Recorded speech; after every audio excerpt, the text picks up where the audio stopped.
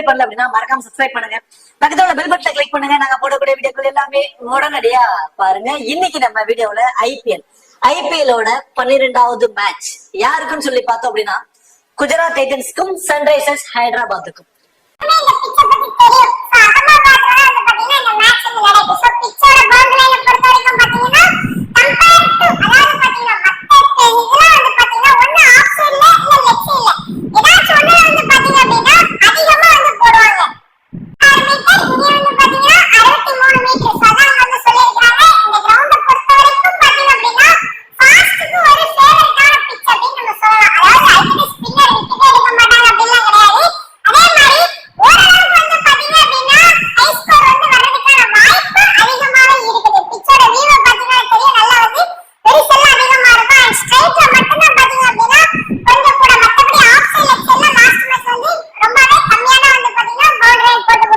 மேட்சை பொறுத்த வரைக்கும் 31 மார்ச் மதியம் 3:30 இந்த மேட்ச் நடக்குதுங்க. டபுள் ஹிட்டரோட ஃபர்ஸ்ட் மேட்ச் குஜராத் டைட்டன்ஸ்க்கும் சன்ரைசர்ஸ் ஹைதராபாத்துக்கும். குஜராத் டைட்டன்ஸ் வந்து பாத்தீங்கன்னா அவங்களோட கடைசியா விளையாண்ட மேட்ச் சென்னை சூப்பர் கிங்ஸ் அகைன்ஸ்டா லாஸ் ஆயிட்டு இந்த மேட்ச் வந்திருக்காங்க.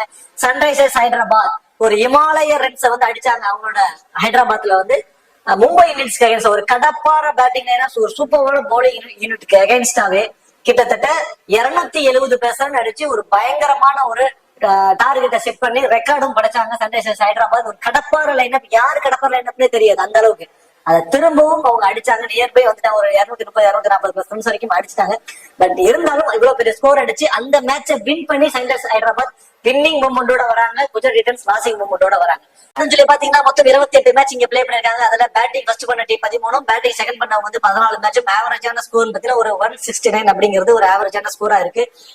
அதாவது ஃபர்ஸ்ட் பேட்டிங் பண்ற டீம் தான் இந்த கிரவுண்ட் அதிகமா வின் பண்ணும், செகண்ட் பேட்டிங் பண்ற டீம் தான் அப்படின்னா கிடையாது. போத்லயுமே வந்து ஈக்குவலா சப்போர்ட் பண்ணிருக்கு. அதுவும் இது மதிய மேட்ச் அப்படிங்கிறதுனால கண்டிப்பா கொஞ்சம் ஸ்பின் எந்த டீம்ல நல்லா வச்சிருக்காங்களோ அந்த டீம் வந்து வின் பண்றதுக்கான வாய்ப்பு தான் மோஸ்ட் ப்ராபபிலி இருக்க போகுது. ஹெட்வர்ட் ரெக்கார்ட் சொல்லி பாத்தீங்கன்னா 3 மேட்ச் பிளே பண்ணிருக்காங்க. அதுல குஜராத் டைட்டன்ஸ் தாங்க 2 மேட்ச் வின் பண்ணிருக்காங்க. சன்ரைசர்ஸ் ஹைதராபாத் 1 மேட்ச் வின் பண்ணிருக்காங்க. கொஞ்சம் ஸ்லைட்லி அப்பர் ஹேண்டா இருக்கிறது வந்து குஜராத் டைட்டன்ஸ் தான். ஆனால் இந்த சீசன்ல ஒரு அண்டர் டாக் டீம் அப்படிங்கிற மாதிரியான ஒரு கேட்டகரியில தான் இருக்கிறாங்க. பெருசா எக்ஸ்பீரியன்ஸ் ஆனவங்க பெருசா யாரும் இல்ல. வெறும் யங் பிளேயர்ஸா வச்சு ஒரு டீமை கொடுத்திருக்காங்க. சூப்பர் ஒரு யங் கேப்டன்டா கொடுத்திருக்காங்க.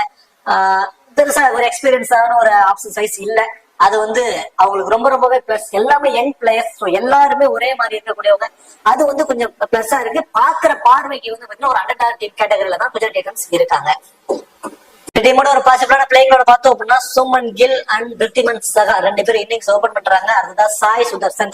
இந்த மேட்ச் வந்து பாத்தீங்கன்னா கேன் வில்லியம்சன் உள்ள வருவதற்கான வாய்ப்பு இருக்கு. அவர் நெட்ல நிறைய பிராக்டிஸ் பண்ணிட்டு இருக்கிற மாதிரியான தகவல் வந்து நிறைய இமேஜஸ் வந்துட்டு இருக்கு. அது மட்டும் இல்லாம அப்படி வந்தா யாருக்கு பதில் வருவார், எந்த டவுன்ல வர போறாரு அப்படிங்கிறது மிகப்பெரிய ஒரு கொஸ்டின் மார்க் இருக்க போகுது. ஏன்னா டாப் 3 பேருமே ஒரு மாதிரி செட்டில்ட் ஆயிட்டாங்க. ரித்திமன் சகாவா இருக்கட்டும், சுமன் கில், சாய் சுதர்சன், இப்படி எல்லாமே ஒரு மாதிரி செட்டில் ஆனதுனால வில்லியம்சன் வந்து அந்த ஒன் டவுன் ஓபன் அந்த கேட்டகரிக்குள்ள தான் மோஸ்ட் ப்ராபபிலி வருவார். பட் இன்டர்நேஷனல் மேட்சஸ்ல நியூசிலாந்து அகைன்ஸ்டா ஒரு செகண்ட் டவுன்ல ஆடி இருக்காருங்க. செகண்ட் டவுன்ல நிறைய ஆடி இருக்காரு. அஸ்மதுல்லா உமர் ஆகிட்டு எக்ஸ்ட்ரா அட்வான்டேஜஸ் ஆன அந்த 2 ஓவர் பால் பண்றதுக்கான வாய்ப்பு இருக்கு. அந்த இடத்துல ஒரு பேட்டிங்ல கொஞ்சம் மைனஸ் பண்றாரு. பேட்டிங்ல அவுட் இருந்து வரல. இந்த செகண்ட் டவுன் பேட்டிங்ல வந்து என்னைக்குமே வந்து ரொம்ப இம்பார்ட்டன்ட். பேட்டிங்ல கொஞ்சம் கான்ட்ரிபியூட் வேணும் அப்படிங்கிறது தான். சோ இப்ப என்ன பண்ண போறாங்க அப்படின்னா அஸ்மதுல்லா உமர் அண்ட் கேன் வில்லியம்சன் 2 பேர்த்தையுமே வெளியே உட்கார வைக்க போறாங்க. அதாவது இம்பாக்ட் பிளேயரா வச்சுக்க போறாங்க. டேவிட் மில்லர், தென் அடுத்து பாத்தீங்கன்னா ஸ்பென்சர் ஜான்சன், ரஷீத் கான், இந்த 3 மெயின் பிளேயரோட வருவாங்க. டாப் ஆர்டர்ல விக்கெட்ஸ் ஒரு மாதிரி கொலாப்ஸ் ஆயிடுச்சு அப்படின்னா அந்த இடத்துல வில்லியம்சனை இறக்கி விட்டுருவாங்க. இல்ல நார்மலா டாப் 4 பேரும் ஆடிட்டு இருக்காங்க அப்படின்னா அஸ்மதுல்லா உமர் டைரக்டா இம்பாக்ட் பிளேயரா உள்ள வந்துடுவாங்க. சோ அந்த மாதிரி ஒரு ஃபார்முலாவை கொண்டு வர போற மாதிரியான நியூஸஸ் தான் வந்துகிட்டு இருக்கு. எது எப்படியோ வில்லியம்சன் உள்ள வந்தாருன்னா கண்டிப்பா ஒரு 30% வந்து நம்ம எதிர்பார்க்கலாம். அடுத்ததான் டேவிட் மில்லர், விஜய் சங்கர், ராகுல் Tewatia, Rashid Khan, Sai Kishore, Umesh Yadav, Spencer Johnson and Mohit Sharma. So இது வந்து பாத்தீங்கன்னா குஜராத் டைட்டன்ஸோட ஒரு 11th தென் இம்பாக்ட் பிளேயர். அடுத்தது வந்து பாத்தீங்கன்னா சன்ரைசர்ஸ் ஹைதராபாத்தோட ஒரு பிளேயிங் லெவல் பார்த்தோம் அப்படின்னா ஒரு கடப்பார லைனப் மாதிரியான இது ஒரு பிம்பத்தை கொடுத்துட்டாங்க.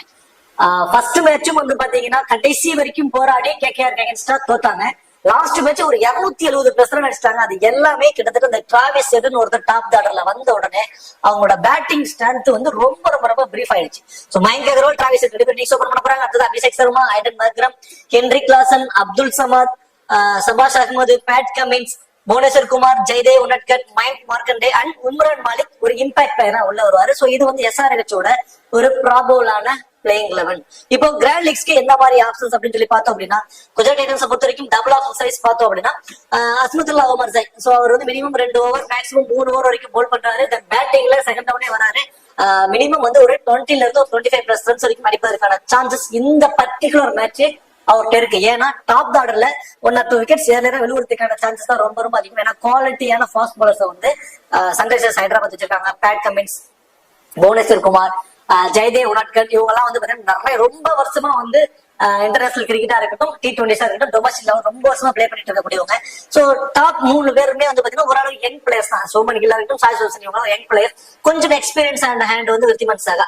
சோ அவங்களோட விக்கெட்ஸ் ஏர்லியரா எடுப்பதற்கான சான்சஸ் இருக்கும். ஸோ கண்டிப்பா அஸ்மத்துல்லா ஓமர் சைடு வந்து ஒரு 20ல இருந்து 25% இந்த மேட்ச் கண்டிப்பா எடுக்க சான்சஸ் இருக்கும். 3 ஓவர் போல் பண்றாரு. ஒரு விக்கெட்டாவது மினிமம் எடுக்க வாய்ப்பு ரொம்ப ரொம்ப அதிகம் அஸ்மதுல்லா ஓமர் சாய்.